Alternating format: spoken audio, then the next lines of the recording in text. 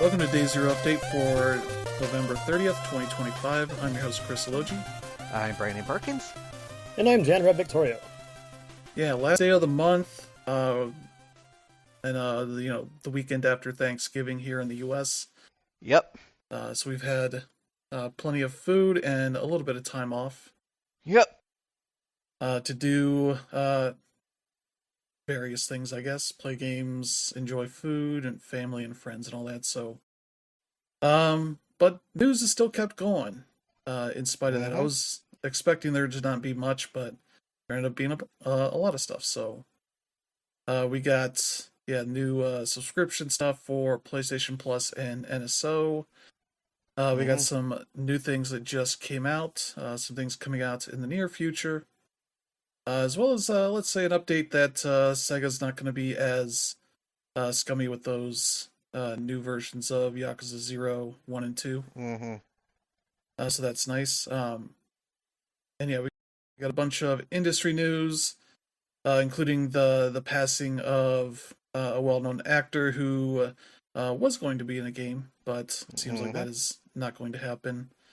As well as some industry news of some bad things happening. Nintendo acquired somebody, and a bunch of other things have been happening as well. So we'll get to that stuff here after we talk about what we've been playing. And I'll start off here, having beaten Power Wash Simulator 2. Really enjoyed it. The ending, the way it ends with the last handful of jobs, does a nice job of wrapping up things. It doesn't get as fantastical as the first game. Though it gets a little bit of that.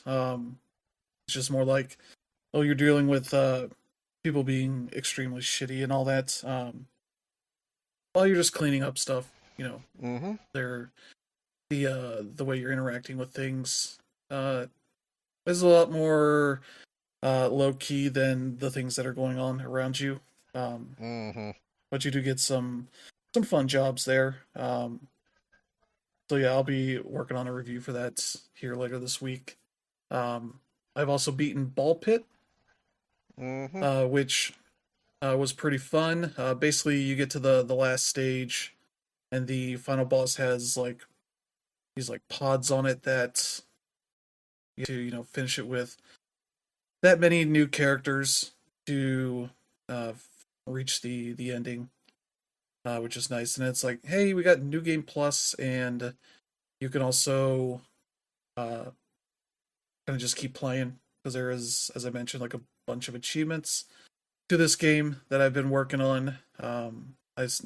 Just now, having played a little more earlier today, gotten to just under halfway. I've got 31 of 63 on this, and a lot of them I think are for completing every stage with each of the characters, and I think completing each of the stages with every character.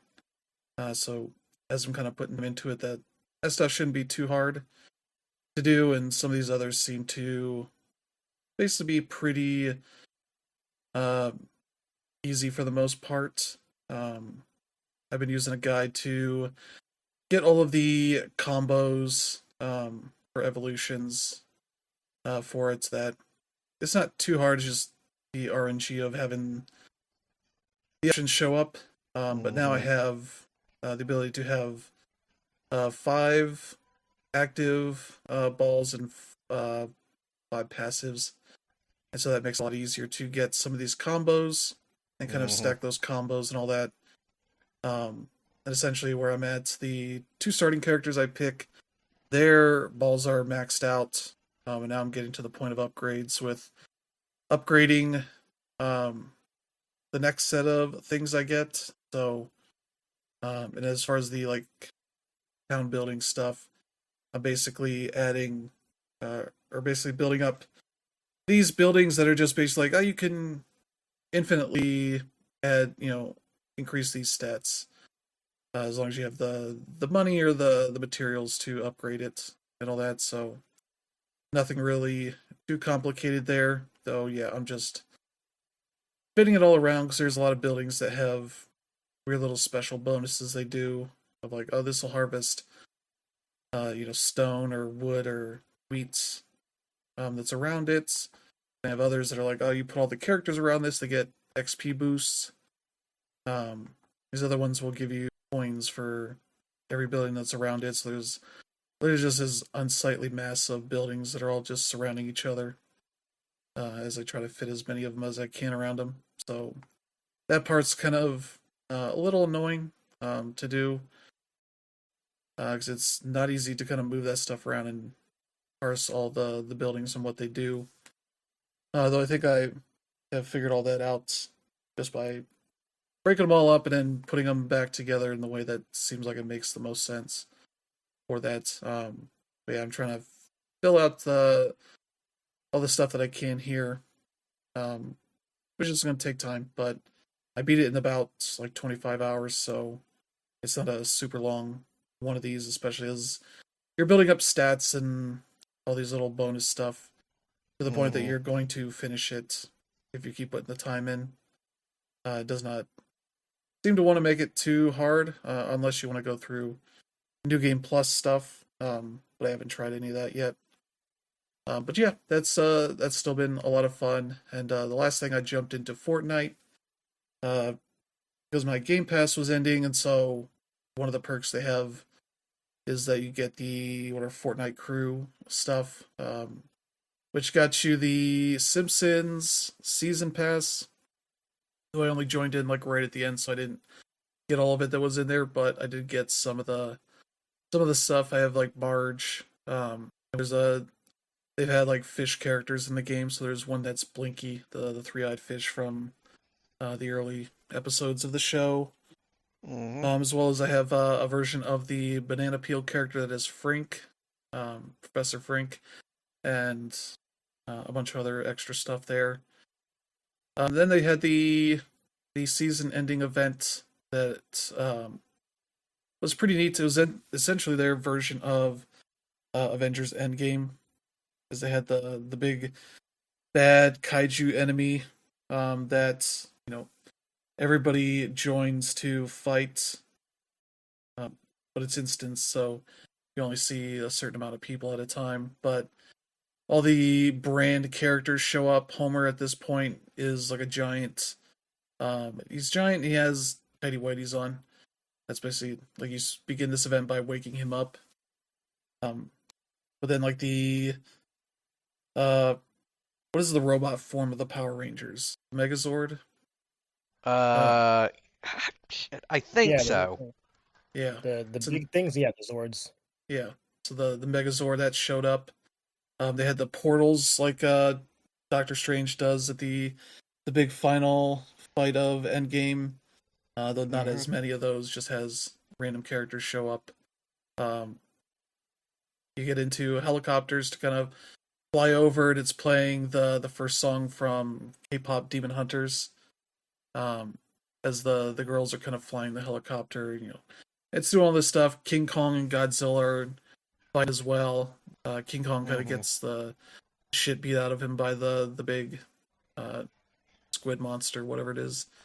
And then there's like this cube that was a big thing earlier on at some point that shows up, and they use that to defeat the monster. And then everything's saved. You go back to the island, because like the whole thing here is that in the little shorts, you're trying to get to Springfield, while the Fortnite characters want to get to the island, and the whole thing is they get merged into a Springfield Island kind of thing.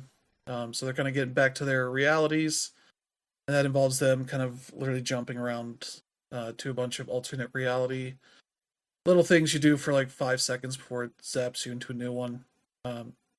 Pretty well done, and all that, and then it ends with them, showing the end of chapter 6, going into chapter 7. So they did the 6-7 thing. That is the hot meme for the kids right now. Oh.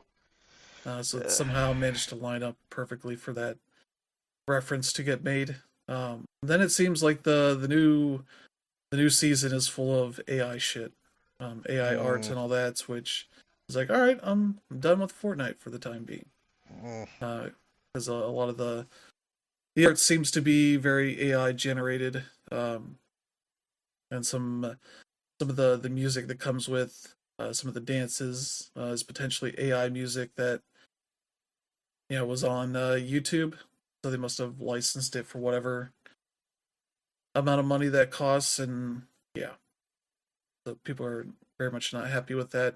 It's not a huge surprise because they've you worked with the with Disney for that Darth Vader season, Mm-hmm. the Star Wars season where they had a Darth Vader on the map that was basically using the large language model stuff to react to people talking to them, which then Yeah. uh, some people managed to get him to start saying bigoted stuff, and Mm. that shut that whole thing down as they fixed it, and then that just disappeared. So not the first time they've dealt with AI and all that, but yeah, this stuff is like, man, you employ so many people. There's no reason to be not make art for this, for Mm-hmm. these billboards and such. So yeah, just disappointing. But yeah, that was fun while it lasted, and now I'm pretty much done bothering with it. Mm. Um, so there's that, and that's been pretty much what I've been doing. So how about you, Brandon? Yeah, well, as for me, uh, I am also still playing Power Wash Simulator 2. I'm currently on the part where I'm cleaning off the theater sets in the theater on the stage, which is a again, it's one of the like a handful of levels in this game where the length of the actual job is uh, kind of deceptive because there's a bunch of sets that you have to clean and you don't really know that until you end up cleaning the first one and then you have to change them and then they change up. The good thing is um, if you go ahead and and clean off all the stuff that isn't the sets, like the ceiling and the stage floors and all that stuff, the walls and everything, and the ceiling beams and all that stuff, it's you don't have to worry about it for the rest of the level. But yeah, I'm still sort of towards the end of that one, and I believe after that I've only got like a couple of more jobs before the game is actually finished. Um, but yeah, again, just like with the first one, really love that game. A lot of fun. Even the parts that I typically, I didn't like about the first one with the interior jobs. There's a few of those in this game too, but they made enough improvements to the game overall, especially with the equipment involved, that it's not as much of a slog as it was the first time around.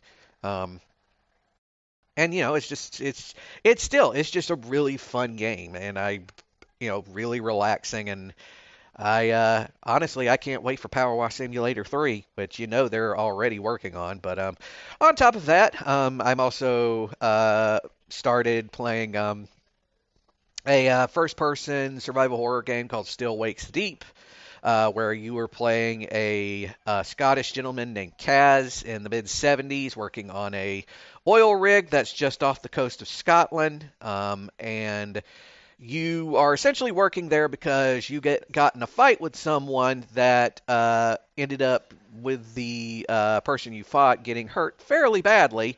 And so you end up making a run for it and getting a job offshore on this oil rig to work as an electrician because otherwise you're probably going to get picked up by the police and will end up getting assault charges and end up spending some jail time. So you're basically just kind of running away from your problems. And it's an interesting game because as the game starts off, they try to sort of put you into like the time period that this game takes place in. Because in the mid 70s was just when the major petroleum companies um, were starting to exploit the oil reserves that are around Scotland. And there's this huge debate that's going on of like, should it solely, belong to the nation of Scotland itself, or should it belong to, the Commonwealth in general. There's a lot of talk about, if they don't use it now, it's going to get sucked up by all the guys in Westminster and all that. But yeah, and it's like the whole story basically is, you're working on it. You wake up in the morning, you go to the breakfast to the guy Roy who works at the canteen, who's kind of the guy who helped you get the job, and you end up getting called up to the headmaster's office. Go up to his place. He basically chews you out and says you're fired. You get ready to go to the evac helicopter. And then the drill that the oil rig is working on ends up hitting something that starts slowly turning everything into glowy meat moss. And now you're trying to basically, find survivors, sort of navigate this increasingly derelict oil rig, and hopefully survive to make it to the end. It is a very good-looking game. It's very pretty. Though I will say there are definitely parts in it where you can tell that this was originally a game that was made for the PC, because there were parts where like even my PS5 was like struggling to maintain the frame rate in a couple of parts. Otherwise, though, pretty good game. I think it came out like last year.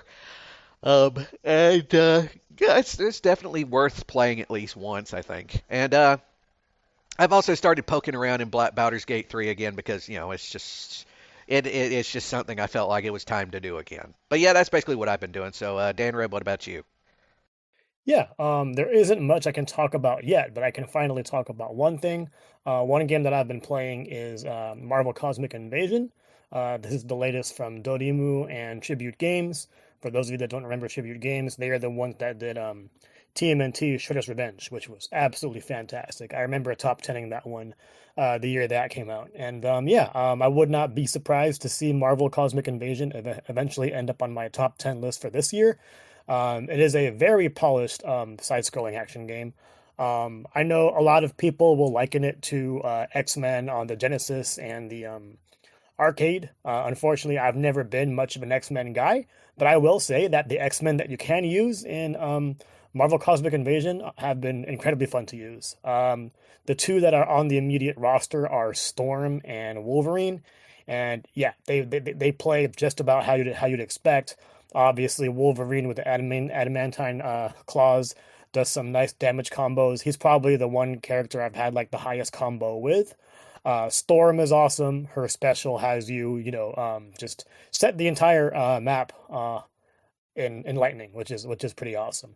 But yeah, I forget whether the game is 3 or 4 players, but I am when I played it, I did play with my girlfriend, so it's been pretty fun there. I've only been able to use a handful of characters so far. So what really sets this game apart from other side-scrolling beat 'em ups is the fact that you actually use 2 heroes. So at any time during play, you can go ahead and tag your character out, much like you would in a fighting game. And in addition to tagging, you can also use assist moves. So, for example, if you are, playing with 2 players, you really have 4 heroes in the map. If you're playing with 3 players, you'll have 6. And all of that ends up with a whole lot of havoc. And luckily, I have not seen any slowdown to frame rate with any of the gameplay that I've seen. I'm only about like 5 stages in, and I'll definitely go into more length at our review. By the time this podcast comes out, I'll already have reviewed the game, so I'll definitely say more next week. But yeah, it's been really solid so far. Another of my favorite let me just go ahead and go back and talk about like how each character plays. So I did mention that it does have sort of a tag fighter feel. But at the end of the day, like it's just really fluid seeing all the action available so far. I mentioned using Wolverine, and I mentioned using Storm. I've also used Spider-Man. One thing that you can do is if you jump, characters that can fly will go ahead and float in the air. So obviously you can do that with characters like Storm. But with Spider-Man, obviously you'll be swinging around. So that one's pretty awesome. You also have Rocket Raccoon, who primarily relies on guns. You have She-Hulk, who's pretty much a tank. There's Phyla-Vell, who also has some pretty fun projectile moves. Captain America is also pretty fun. With Captain America, he has his shield, obviously, so just hitting him with projectiles doesn't really work because he's always holding his shield at all times, and he can also use his shield as as a projectile just by pressing the triangle button. The triangle button or the upper button on any other platform is pretty much your um, special combo move, and then when you press R1, that'll pretty much be your finisher, which you can also continue to um, load up on your special gauge. So yeah, all of that has been pretty solid so far, and with the maps that I have played, they have been pretty short.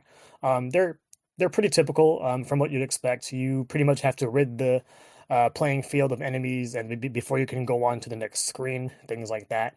And eventually, you get to the end boss. The bosses we've played so far were pretty fun. I've only died like one time so far, and that was just because like I didn't expect. A bunch of things that were coming in. This is one of those games where zero is not a life. So when you bring your lives down to zero, don't expect another one. It'll game over from there. And there are no checkpoints with the levels because they're all pretty short. But yeah, Marvel Cosmic Invasion is available on pretty much everything, and I totally recommend it.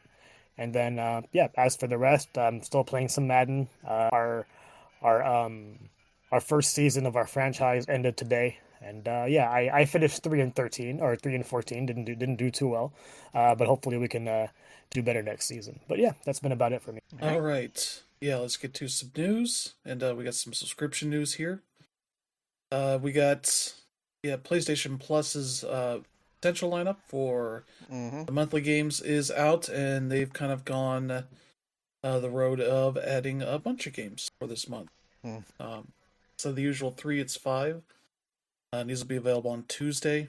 Their big one here is Lego Horizon Adventures, Mm-hmm. which seems like a good time to offer that game because, one, I don't think that game has sold all that well. Um, and also, for December, that's probably a pretty good time to play a good co-op game with the kids and all that. So that's a fun one. I'm interested in checking that one out. Yeah, that's for the PS5. Also for the PS5, Killing Floor 3.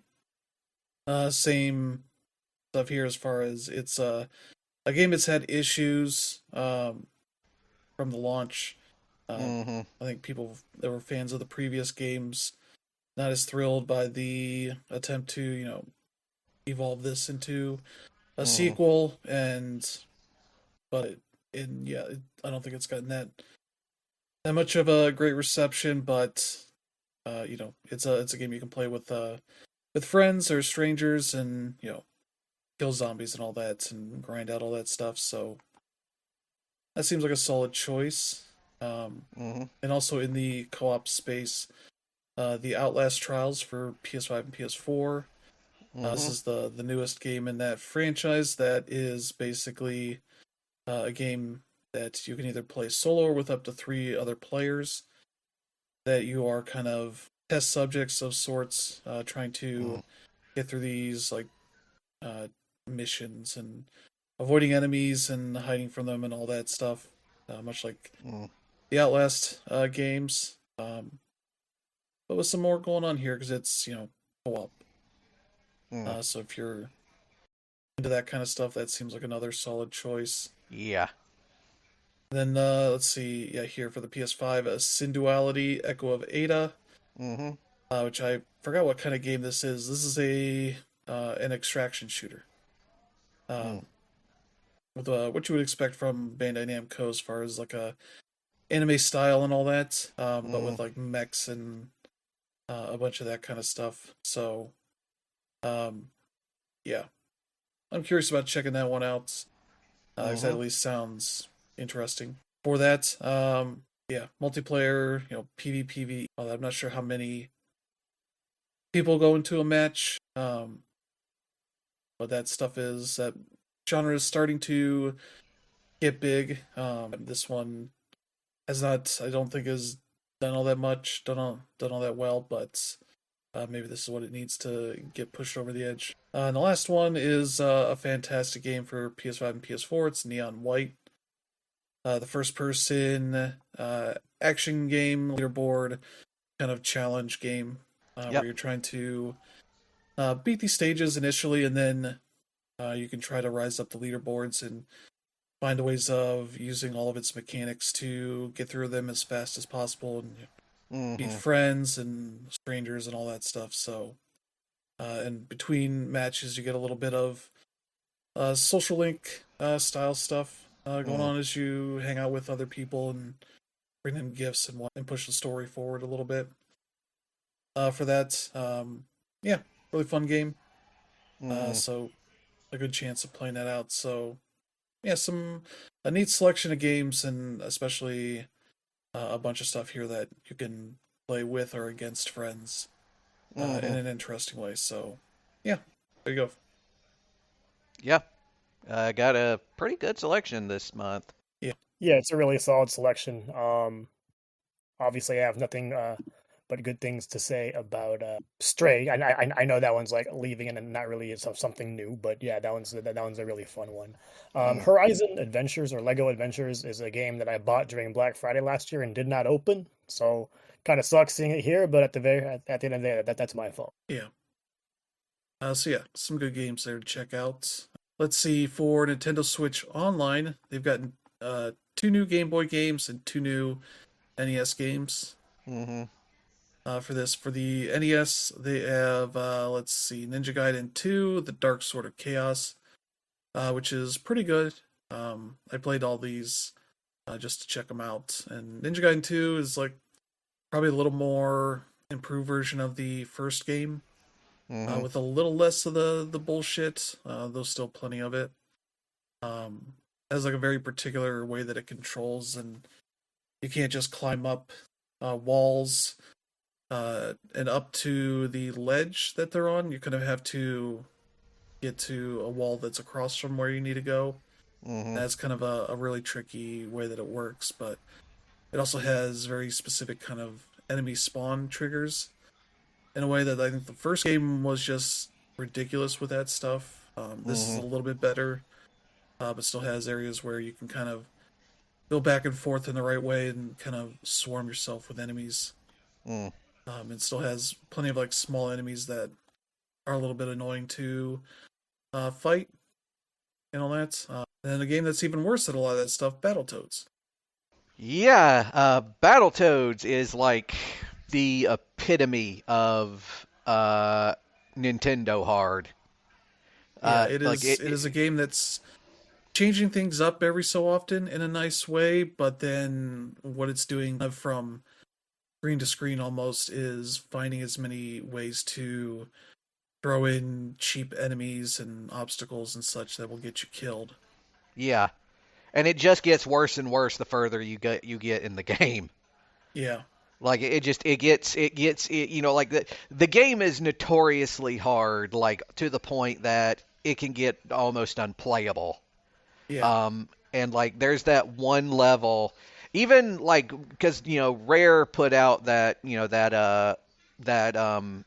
collection of games back for the a couple generations back, and they had Battletoads on there, and what they did is that they gave you can pause, you can rewind, all that stuff, save states, all of that, and even then it still was almost impossible to complete it because some of those later levels are like specifically designed to piss you off. Um, yeah, Especially that one like race level where there's like the like rat minion that you're trying to race to like the top of this building or whatever. And it's like it's almost impossible because he is designed to be completely immaculate. And yeah. it's yeah, just It's a game where I think it's better in modern forms of like rare replay and here on the Nintendo Switch Online where you have save states and rewind mhm. because you can more easily see what bullshit you've died from or rewind and then try to avoid it and try to learn it versus the way you would have played it normally, which is you die from it, you restart from wherever the checkpoint is, uh, Yeah. work your way up, probably die before you even get back to it because it's all kind of a crapshoot. Yep. And you kind of just don't have the opportunity to retry these uh, challenging areas over and over again so easily. Yeah, I was going to say that my lone experience with Battletoads was playing it on Rare Replay, and even though I had it on God mode, I still gave up. So that goes to say there. But I did have fun with it, when I wasn't like hurting myself playing it. But at the end of the Yeah, day, it's still a fun part of history. I don't think anybody can go back and say, man, like this one was great, just because I doubt that they probably beat it. But it is what it is with that one. But looking at what Nintendo released here as a whole. A lot of the stuff is hard. So I guess that's the name of the game for this one, but it's a pretty cool reset nonetheless. yeah. For Game Boy, they added 2 games. There's Bionic Commando, which is a really fun. It's a fun version of the NES game where you're moving around on this map, across towards the end of it, and you have to kind of specifically like look for um, items that you need to get further into the game. You Mm-hmm. start with some basic stuff that'll get you to a few of these areas, but some areas you kind of have to work for it. And it plays pretty well here on the Game Boy, um, and all that. But also you have save states and rewind for some of its tougher moments. Mm-hmm. This is also one of those games that really shows how bad the Pro controllers are because they do not handle well on D-pad stuff or Mm-hmm. specifics. And Bionic Commando is one of those that really requires it because you do your grappling hook, diagonally without any input. Um, you'll left or right, and you'll grapple to the left or right, usually to grab items, and you have to hold it up to grab the ledge above you to pull yourself up. It doesn't have a jump, so it's not really a platformer, and all that. And yeah, I was playing with my Pro controller too, and it was like, yeah, this is getting a lot of false inputs on it in a way that was Mm-hmm. just pretty. But everything else is still pretty fun there. Um, Mm-hmm. and there's Kid Icarus of Myths and Monsters, which I would say is better than the NES game because I feel like it has less um, mindless wandering. They're still wandering around because I felt like when I was playing it, I was progressing, but I didn't feel like I was progressing. I was just wandering around and getting to these rooms, and sometimes it's like, oh, I need this specific. I'm here. I'm like, oh, I don't have that. Leave, and the door's locked. Mm-hmm. And so I was like, oh, that was my one chance, I guess. Um, and you kind of work through all these rooms, and some of them have a little challenge to them. There's one that's like, oh, here's these things to break, and then if you do it in you find the bad one and don't break that last, it kills you. But then obviously you can just rewind and be like, well, I'll avoid that one then and get all the Mm-hmm. others. But on the main stage, there's really not much in the way of enemies spawning in any sort of unfair way. You just find like these little upside down vases that spawn snakes, which are easy to kill, and occasionally have some flying enemies. And you can rewind if you do run into them, but otherwise they're all pretty easy. You're just kind of collecting these hearts as your like currency, and just kind of wandering around through each of the rooms, and then eventually make it to the next area. And I think it felt like just kind of a game that just kind of meanders through it, and you're just like, oh, well, just look for other rooms that I haven't been to, and all that. Otherwise, you just kind of keep progressing, and it's like, all right, this is at least more pleasant than the original Kid Icarus, because that one's just like, boy, I have no clue what I'm doing. There, you just kind of do things and eventually give up because it's kind of like tougher to get through. The Mm-hmm. enemies are tougher, um, and there's also just a lack of direction. It's like one of those NES games that seems like it should have been a bigger deal, but also you play it and you're like, oh, I see why this wasn't that big of a deal. Mm-hmm. Why they kind of didn't really make any more of these games until the 3DS game, Mm-hmm. which then had its own weird control setup that made it something that not everybody wanted to play. Mm-hmm.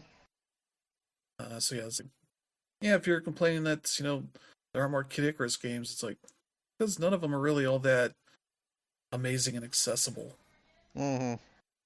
They're just kind of like games that were existed to be played, and it didn't do all that much to make it interesting. I think, Yeah. which is kind of not a great thing.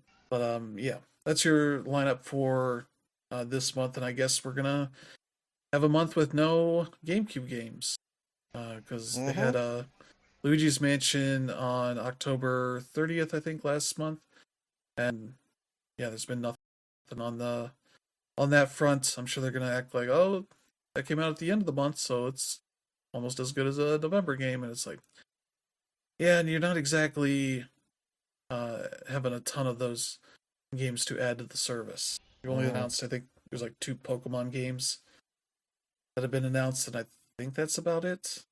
There's maybe one more game that I'm forgetting, but there's really not that much that they've announced for that stuff. So yeah, what we need is more those games to come out and to have more added because there's still plenty of Nintendo stuff to add. But yeah, that's kind of their offerings at the moment for that. Let's see here. Yeah, we got a demo for There Are No Ghosts at the Grand. I think this was at one of the Xbox showcases last year. That looked really interesting, and so you can check that out. It's on Steam right now, so no Xbox version of it yet, but looks like a really interesting game. Yeah, you inherit a crumbling English hotel and restore it by day while battling. You have like a cat that helps you out. There's a talking power tool and a twisting supernatural plot, so a little bit of musical mystery narrative adventures there, so that kind of sounds neat for that. So yeah, that's one you can check out. It'll be out next year at some point for Xbox and PC. Game Pass as well. Check that one out. Let's see. The other game that's out this week is Co-op. Announced a new game for them called Young Sons. Yeah. It's the devs that made Goodbye Volcano High. Yeah. This is a new one. Though instead of that being on PS5 and PC, this is on Xbox and PC and is on Game Pass right now in their game preview program for early access stuff. But it's not on Steam. Right? That being kind of Steam's thing is early access. It's exclusive to the Xbox and the Microsoft Store PC right now for $20 or on Game Pass. It seems like a life sim game that you can play with up to 4 people, with a bunch of characters to interact with and help them out, and all that, which looks really nice, but I'm not going to buy it on Xbox or anything. Yeah.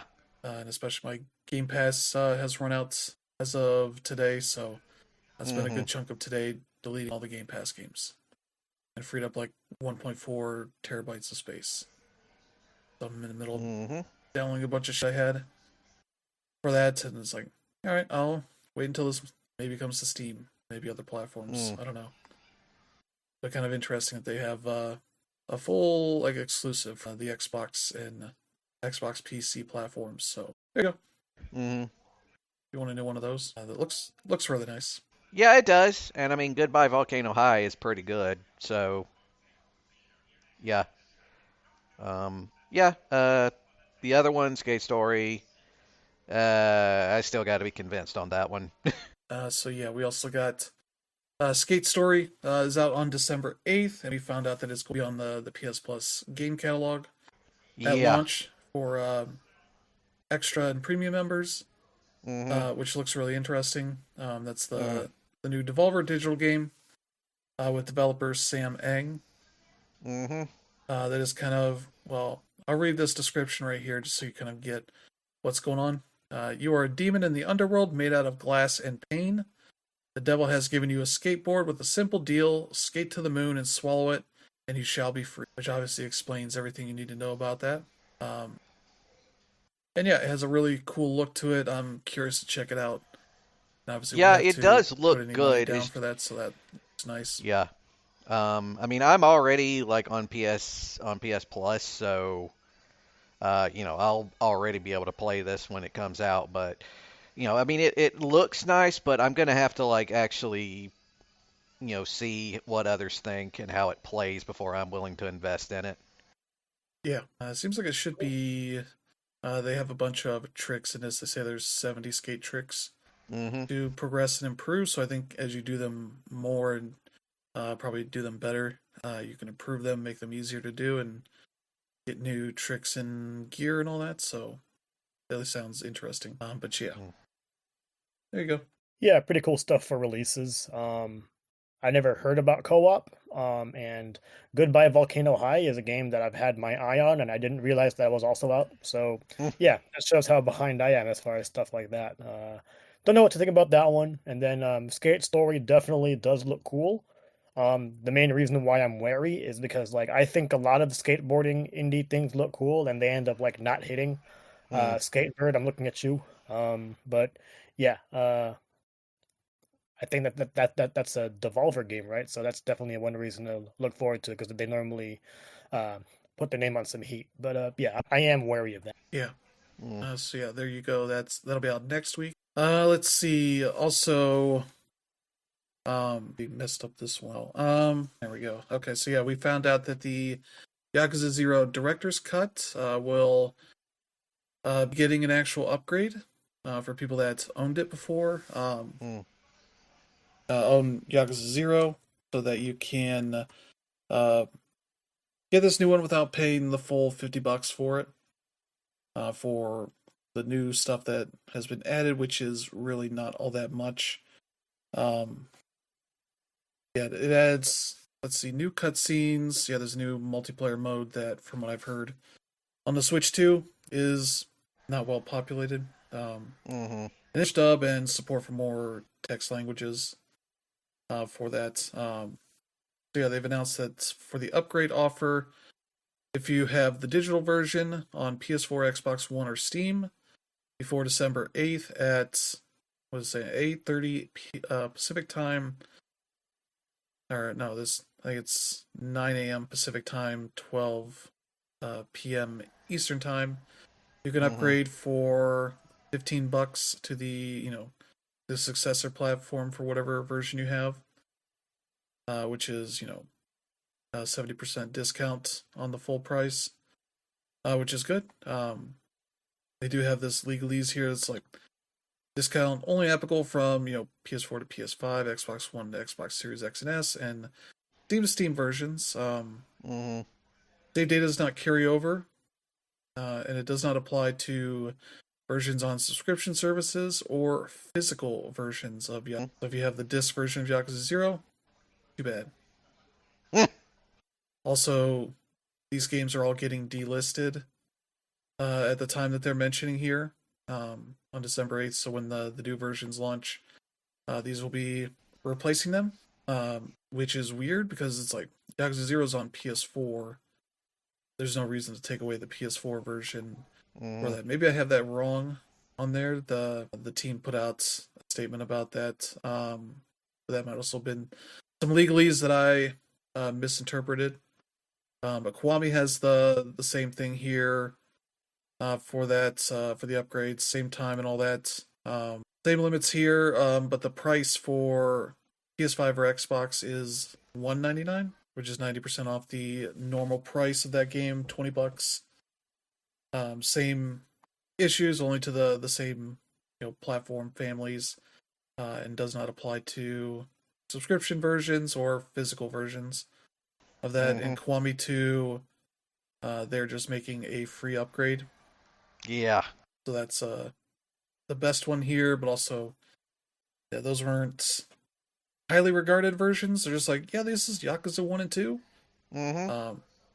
which are good, but also they get much better Oh yeah. with like 3, 4, 5, and all that, and 0. Mm-hmm.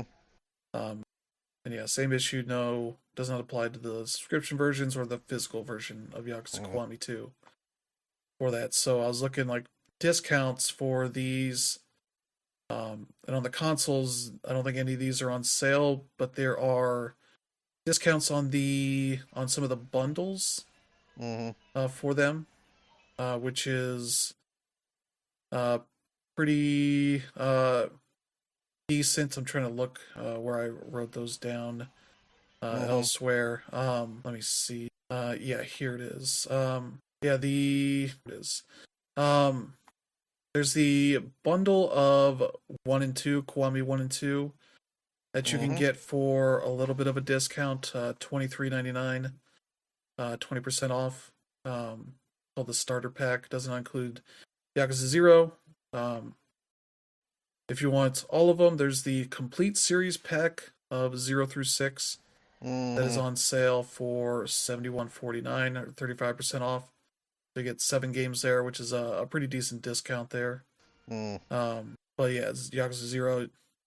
If you don't have that, you'll just have to standalone buy it for $20 and then upgrade. So that's $15 off, essentially, which isn't too bad of a discount.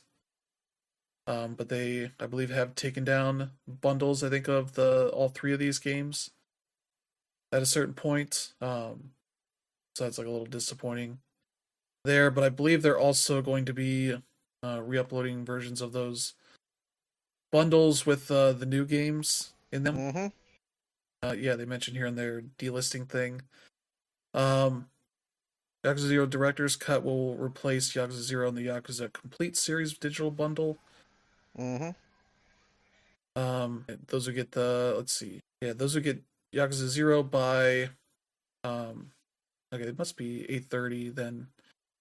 8:30 a.m. Pacific time on December 8th can continue to download and play the title, but it'll be removed from PS4, Xbox One, and Steam, which is kind of the dumb thing because, if you don't have a PS5, then you're just getting a game taken away. Yeah. Same for Xbox One.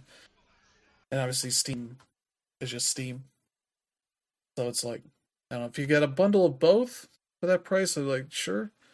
But just taking it away just seemed for all this. And it's Sega continuing to be weird about this, but they're at least offering an upgrade path, which they typically have not for a lot of these like complete editions, especially for the Atlas stuff. So yeah, that's kind of the unfortunate thing there. But yeah, at least you know ahead of time, so you got a week or so to think about whether you're going to buy this stuff if you didn't already have it. At least there's some options for discounts there. So yeah, there's your Yakuza breakdown. Yep. Yeah, the interesting thing here is, it is pretty cool to go ahead and have those upgrade paths, but just talking about the Yakuza community in general, this doesn't really affect too many people. One, because they probably already had it. Two, a big portion that already had it did have the physical version, which this unfortunately does not affect. And like 3, it's like if you've already beaten these games and you are affected, there's really no reason to go back to them.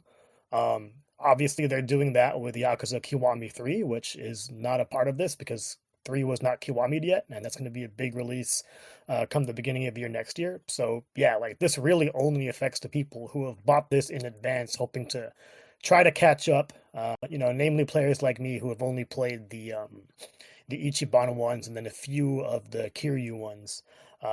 Like that's where it remains interesting. But at the same time, like added language support and a few cutscenes here and there, it really shouldn't affect too many people. But at the end of the day, yeah, it is kind of weird, and it is pretty cool that they have the upgrade path. But at the end of the day, it's like probably should have just upgraded the game with these things. They don't really add too much value, but it is what it is here. With 0, though, it does make a little bit of sense, primarily because that version of the game was only on Switch 2 for the longest period of time. And if you were starting the series over or starting it fresh at this point, it is kind of weird for the Switch 2 version to be like your starting point. So this kind of puts them back into that mindset. So yeah. So yeah, a little bit weird, but at least there's an option there for those that want it.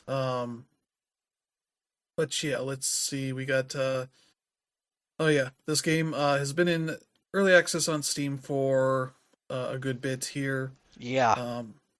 It is finally coming out of early access to hit 1.0. The coin game, which is going to be releasing early next year for PS5, Xbox, and PC. It's been a pretty well regarded sort of like arcade simulation game. Yeah, Of sorts, basically. where you're just kind of a dude, or I guess maybe like an egg from what the art they have for this shows. You don't really see yourself doing any of this, but you're just running up to these arcade machines in this arcade, and playing the games, earning coins from them, and spending them on little, I think, cosmetic stuff. you can Yeah, wear and all that. But you can also run outside the arcade and there's be a like a proper whole like town and vandal. everything. Yeah, be like a vandal Yeah, or find ways to make some money or something. yeah. So yeah, it's kind of a neat thing here, and neat that it's going to be coming to consoles as well. Hmm. Because yeah, that sounds like a fun time. Yeah, it is. I think I saw like the Game Grumps do this like an early access form of this a couple years ago, and they were completely shocked at just the sheer amount of content that there was outside of the arcade stuff because it's not just the arcades, it's like a whole city. And you're doing like a bunch of like roaming around the city, messing with stuff, trying to find ways to make money. And you're basically like all the other people in this city literally are just these little egg-shaped robots. And yeah, it's a surprisingly deep game. Yeah, and from what we can see, they have a water park, mini golf, and RC boat racing at the Pirates, whatever theme park or whatever it is. Traveling carnival with more stuff there. Yeah, bunch of different things to do, and that Mm, sounds kind of neat, especially as you can play with friends. I think. mm, So yeah, that sounds. I know that might just be single player for this one, but you have leaderboards, so I guess compete against your friends.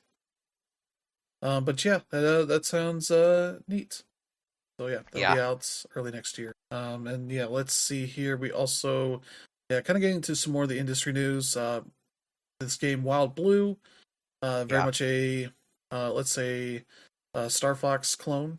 Well, Um, it's very much a Star Fox 64 clone specifically. yeah, from developer Chuhai Labs, who's made a bunch of fun games. Yeah. Have essentially announced that they are changing the name to Wild Blue Skies. Yeah. And put out a new gameplay video to Mhm. show it off, what the game looks like now these days, which is looking pretty good for that. So yeah, I guess still going to be out next year at some point. So still got some time to wait. But yeah, it's still just PC at the moment. I'm sure it'll be on consoles at some point. But yeah, other than that, that's cool. Looking forward to this game, and yeah, hopefully not too much. Yeah. Definitely looking forward to this cuz I mean, they, if I remember correctly, they got like the original, the guy who did, I think it was called like Star Glider or whatever, that was like the prototype for Star Fox, is like involved in this game. So, um, yeah, definitely looking forward to this one. Yeah. So yeah, we got that to look forward to. Um, we'll get to a little bit of TV news here. Ubisoft's most positive bit of news in Hmm. the past few months here is that they have a new show coming to FX for the Far Cry series. Hmm. It's going to be coming to Hulu and I think Disney Plus internationally. If you have Hulu and Disney Plus, you can watch it on Disney Plus. And yeah, they mentioned it's going to be like an anthology series, so that if it gets to a second season, it'll use a new cast and Hmm. all that. Sort of how like the games don't really carry over characters or anything between them. And yeah, the heads of this show is Noah Hawley, who most recently had Alien Earth come out. Hmm. Um, Also was the creator of Fargo for FX, and Rob Mack, uh, who's the creator of It's Always Sunny in Philadelphia and has done some other stuff there. And so yeah, I guess Rob Mack will also be in the show in a Hmm. starring role for this first season. So yeah, not really too much to add on this, but uh, certainly could work, especially on a seasonal basis. Though there's essentially like 5 games, 4 or 5 games to adapt for this, so it doesn't seem like it's gonna be one that, if it does really well, will go super long. Yeah. If they pace it well, it could be a pretty good time. I don't know. This is a series where the protagonists are never really all that uh, well developed. It's mostly just Yeah.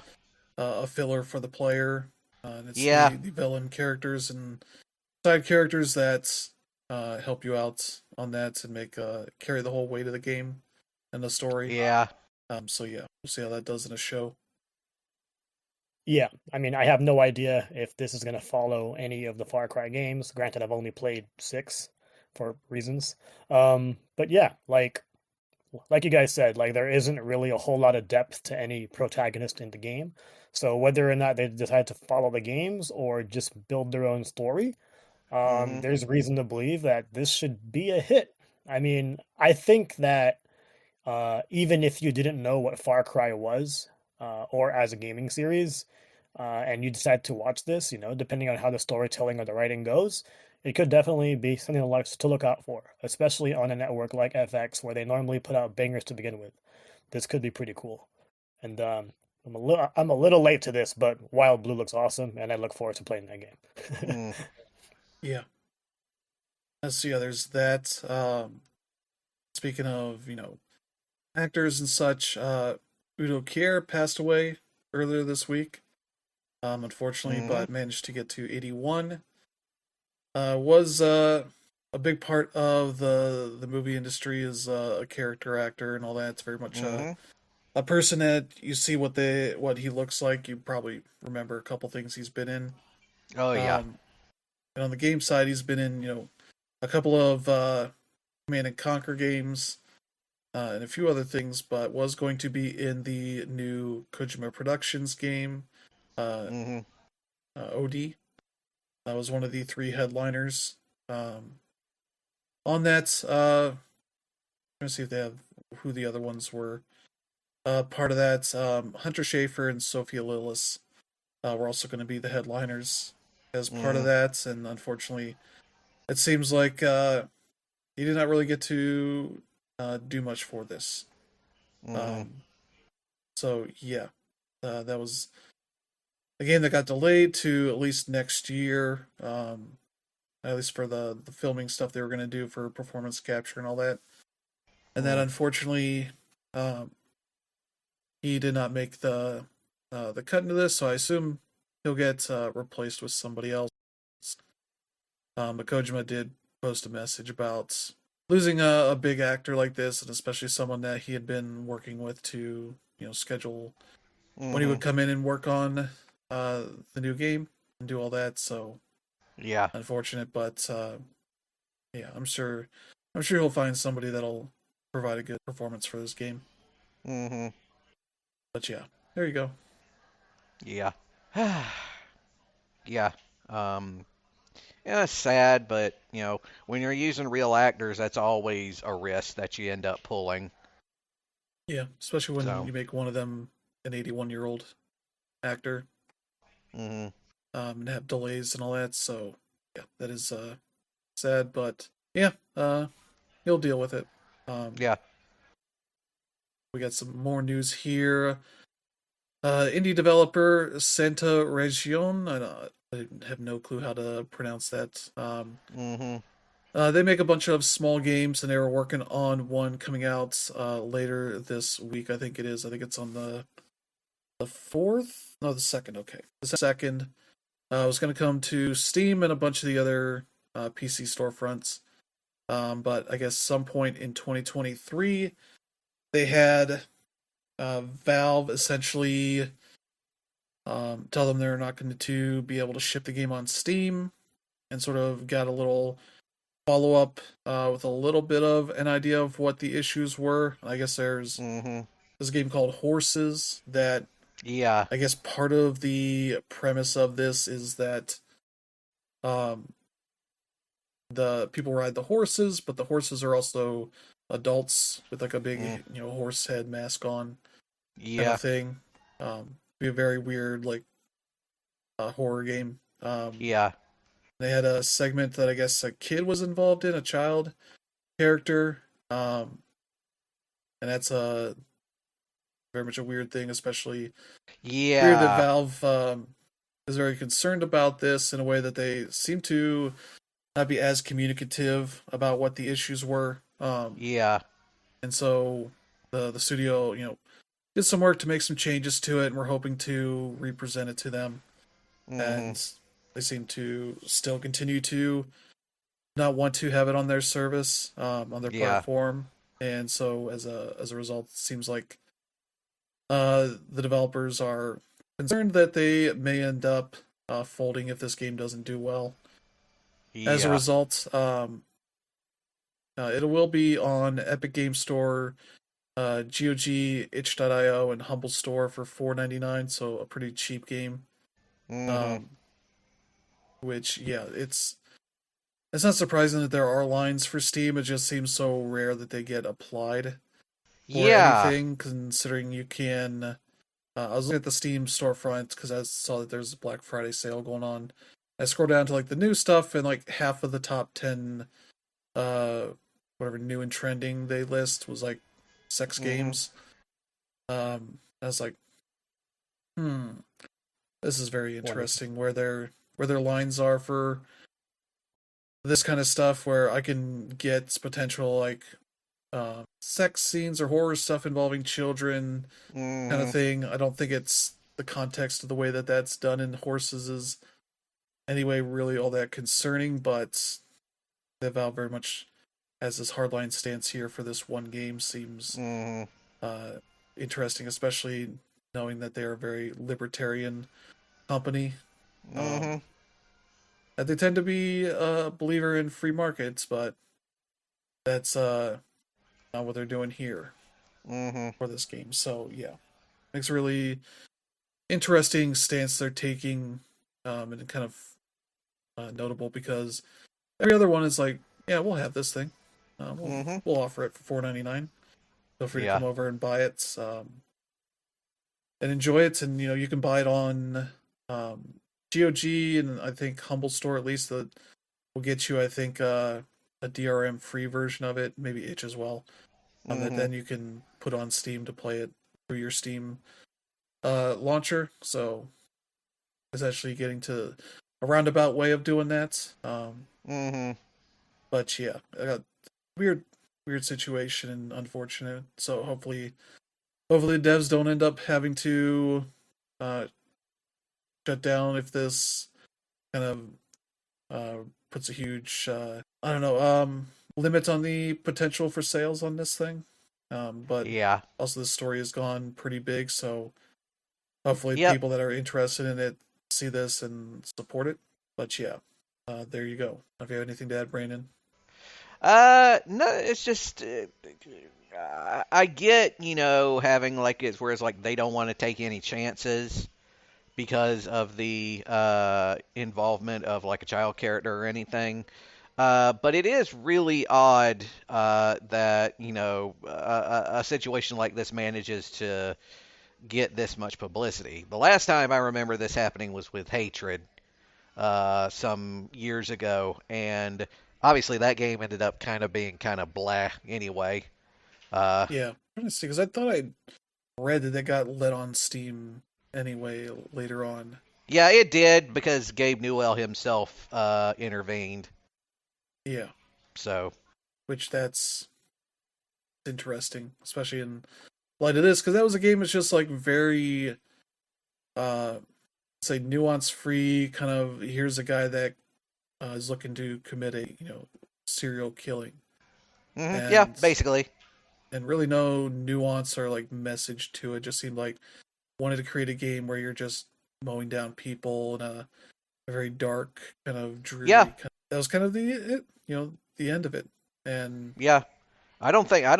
We haven't heard anything from that developer since either. So yeah, and it's like, yeah, we heard all the controversy, and I guess it's still available technically, but it really has not made too much of a dent on anything. hmm But also hearing that like that still made it through despite that, and it's like, yeah, I'm sure you can look through a bunch of Steam games and see a bunch of weird hmm shit that might be on the level of this, and you're wondering like, well, how did that make? mm, Because I don't know what changed in 2023 or before that, because it's not really related to the Mastercard Visa stuff, yeah, because this was 2 years ago. So hmm like, what was going on then that this was such an issue for them? But the various like sex with Hitler games and all that are still free to sell on hmm Steam. yep. Where you think like, maybe that's a line we don't want to cross. That's just where things are at. So yeah, there you go. For that's the weird Steam. But yeah, let's get to more news. Some more kind of businessy news. Seems like Paradox Interactive is taking a write down on a bunch of money here. What does it say here about 355 million SEK? I don't uh, know which currency that is, but it's about $37.4 million US. Mm-hmm. That is because the Vampire the Masquerade Bloodlines 2 has not sold well, which is not Yeah. too much of a surprise considering that one, I don't think they've really marketed all that much. Mm-hmm. Um, and two, it's been in development for so long. I'm sure the costs have far exceeded what they could have done with this in, when the current version was started being made. If you took the cost of that, maybe it got closer to break even. But Mm-hmm. yeah, this seems like it just did not sell very well, and so they're basically like, yeah, we're just gonna take it on the chin here, and they said they're still gonna release the two expansions they've already announced. Mm-hmm. But that might end up being just it for the game. Mm-hmm. Not really work on too much more unless they somehow, as it starts going on sale, start just Mm. selling through the roof. But Yeah. otherwise, it seems like this will be it for this game. Just kind of a quiet end for a game that's been in development for going on 6-7 years publicly that we've known about it. Mm-hmm.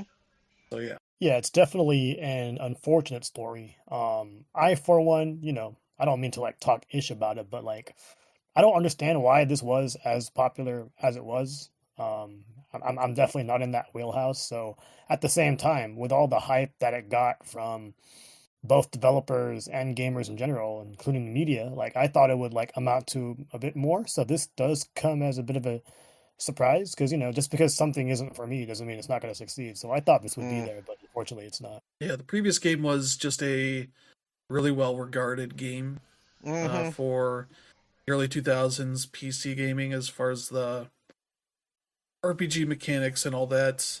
Oh yeah. As you might expect for a game that um, I think is a European made game. Had a lot of bugs and jankiness to it, so much that since development stopped on that, there's fan patches that make it a better experience to play, especially on modern PCs compared to XP 20 years ago and Mm-hmm. all that. So it became kind of a cult hit of sorts that as a property that's based on a tabletop game, so Yeah. um, it's kind of just grown from that property. But this was always like, here's that very cool game that a lot of people like. It always comes with a caveat that it's like maybe not the easiest thing to get into, Mm-hmm. um, but very much like what you would expect out of like a System Shock kind of thing, where it didn't sell incredibly well, but was really well regarded and all Mm-hmm. that. As they're trying to make new ones of those, it's very much like, well, how much are you going to change to make it more like a modern game, which is what they ended up doing. Because as instead of the classic PC style, I think point system you would put your points into, like the new one has like a skill tree, like every other Mm. game kind of thing. It has a little more focus on action versus the RPG mechanics. It still has some of that, but yeah, Mm. one of those things like, yeah, I see why this didn't do that well.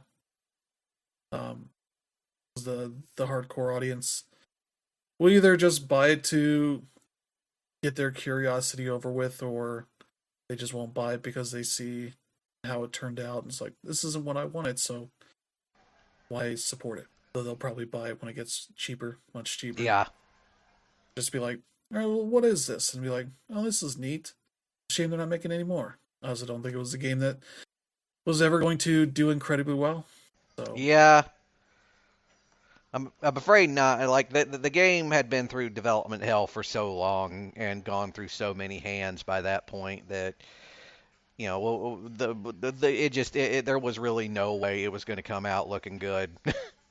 yeah, so yeah, that's kind of the story of that. But yeah, we got a couple more stories here. Nintendo has announced that they are acquiring Bandai Namco Studios Singapore Mm-hmm. and will rename them to Nintendo Studios Singapore. Yep. Essentially, they entered into a shared transfer agreement with Bandai Namco to acquire shares of the studio that most recently released Hirogami, but also has been a support studio and a co-developer. I think working on Splatoon with the internal Nintendo team Mm-hmm. um, on some of that stuff. So that seems very much like they enjoy working with them and will acquire them so that they can keep working on Mm-hmm. this kind of stuff. They plan to acquire 80% of Bandai Namco Studios Singapore shares on April 1st of next Mm-hmm. year, and then the remaining shares will be acquired after a certain period once everything is going smooth for them. So, Mm-hmm. yeah, Nintendo expanding the way that they tend to expand by buying studios they've worked with before. Yeah. Yeah, definitely an interesting move. Nintendo not primarily known for, making acquisitions, but this kind of acquisition, as Chris mentioned, is one that they do all the time, especially when it comes to companies they've worked with before.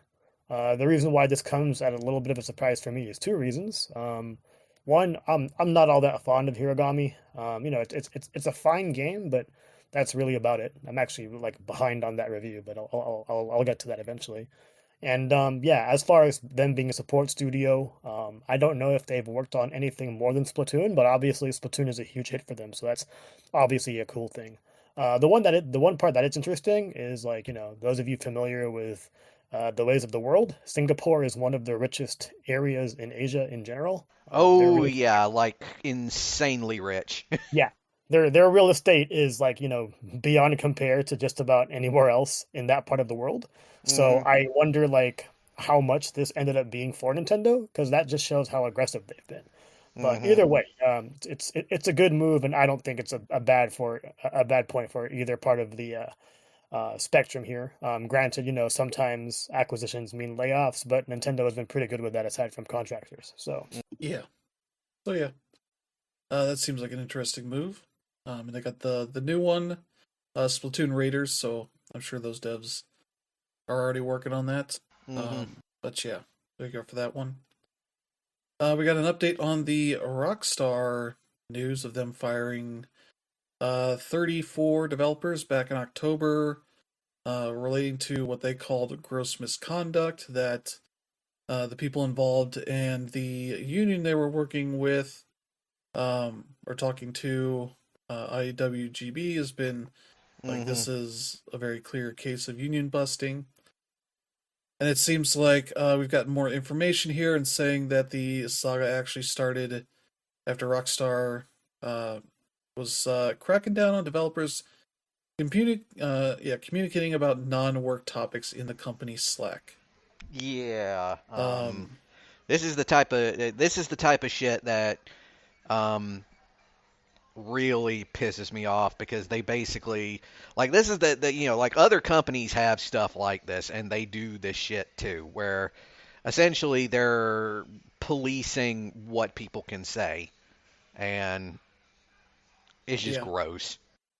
yeah. So basically, they had some like non-work related uh, channels on their Slack that Mhm. people like to post in about their pets or things they do in their off time and Mhm. games they were playing. And what they call it the Slack purge. From discussions in an outside union channel in Discord was then followed by another change preventing people from using emojis in their Slack statuses, which workers theorized was to prevent people from using the Palestinian flag or the sprout emoji that's used to Mhm. symbolize union support.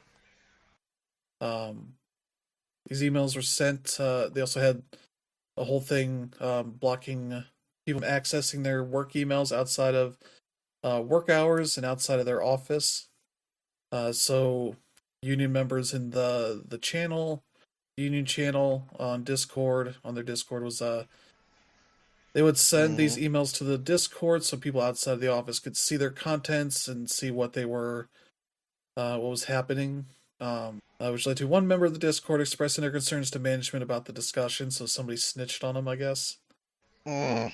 Um, and so supposedly Rockstar gained access to the Discord at this point and read the previous chat logs to make a case for firing 34 workers by the end of that month. So yeah, that's a fun whole thing here. Not letting people talk about the things they do in their off time. Mm-hmm. Kind of led to these 34 people getting fired. And yeah, very conveniently, it was part of a union channel, Mm-hmm. Discord channel. So that is a fun thing. And as the people involved in this mentioned, they did not discuss any confidential things, Mm-hmm. and more so was only used for sharing the information laid out in the video here. There were strict policies against sharing confidential updates on internal projects like GTA 6. Their statement here for the IWGB. Obviously, we can't get in the minds of Rockstar management to know what they were referring to when they referred to leaked information. They Mm-hmm. provided us with about as much or less information than they have put out in public statements. We can confirm that the Discord was only used for discussing information related to organizing, such as decision to remove Slack channels and pay and bonuses, as the video mentions, and that there were strict policies about sharing confidential information. So I'm betting just seeing talk of pay and bonus stuff, that they Mm-hmm. probably thought, like, well, this is obviously confidential information because nobody should be talking about how much they're getting paid with other people. Yeah. And yeah, Unfortunately, ugh, a lot of companies do that shit. I hate it. I hate it. I hate it. yeah, it just seems like an unfortunate series of things started by, I'm guessing, people that at Rockstar management that were annoyed people were still posting in the Slack when they weren't actually working, Mm-hmm. or wanted to talk while they were working and needed something else going on. Yeah. Like, oh, I'll check and say, like, oh yeah, I was playing this. This is pretty cool. Mm-hmm. Uh, or here's a picture of my cat, Mm. kind of thing, which is all harmless shit that really no company should care about unless it starts getting political or heated or anything like that. Any sort of Which, arguments. which from what we're like, that wasn't the case apparently. It's Yeah. just, golly, So yeah, stupid shit. there's your fun times there for Rockstar. Mm-hmm. Let's see. We also got some news from Embracer Group. They are divesting Arc Games and Cryptic Studios, um, which means that those two companies are essentially they're being divested to Project Golden Arc, a company owned and led by members of the Arc Games management team for $30 million. It's financed by Hong Kong-based publisher and developer XD. As part of this deal, Embracer Group will retain the publishing rights to the Remnant franchise, because Arc Games was the makers of the Remnant games, Mm-hmm. which were published by Arc Games. Rights will be transferred to Embracer Group, subsidiary THQ Nordic, which already owns the Remnant intellectual property rights and development studio Gunfire Games. Arc Games will remain listed as co-publisher for Remnant from the Ashes and Remnant 2. The rights to the multiplayer online game Fellowship will also be retained under the Coffee Stain banner. Arc Games will remain listed as co-publisher. So they're essentially moving these studios and like publisher out into their own thing, to be owned by or financed by another publisher. Mm-hmm. Um, but they will not retain rights to the games um, that they worked on. Mm. So either they'll continue working on those things for Embracer Group, just not as an owned entity, Mm-hmm. or they'll work on their own things. Mm. It seems like Embracer Group finding a way to take the essentially like the payroll of these studios, these companies off their books and putting it onto somebody else. Mm-hmm. Could be a bit more independent, but maybe still tied to them in some way. Which is like, I was almost excited about this. Like, oh, I can play the or get the Remnant games now that they're not owned by Embracer Group. And it's like, nope. Mm. So like, all right, Afraid not. still continue ignoring them. So Yep. yeah, there you go for that. Then the last one here, Splash Damage, has entered a consultation process that could likely lead to layoffs and maybe the shutdown of the whole studio. Yeah. And the way this all happened is pretty frustrating. So Splash Damage is a well-known and long-time studio that's been in England for a long time. They've worked on a lot of games over the Yeah. years, especially prolific for like multiplayer stuff. They've also worked on the Gears games, some of those side games they've done, um, and a bunch of other stuff. But yeah, on November 26th, they publicly announced online that the studio was entering a studio-wide consultation process that would involve all employees across all roles and disciplines.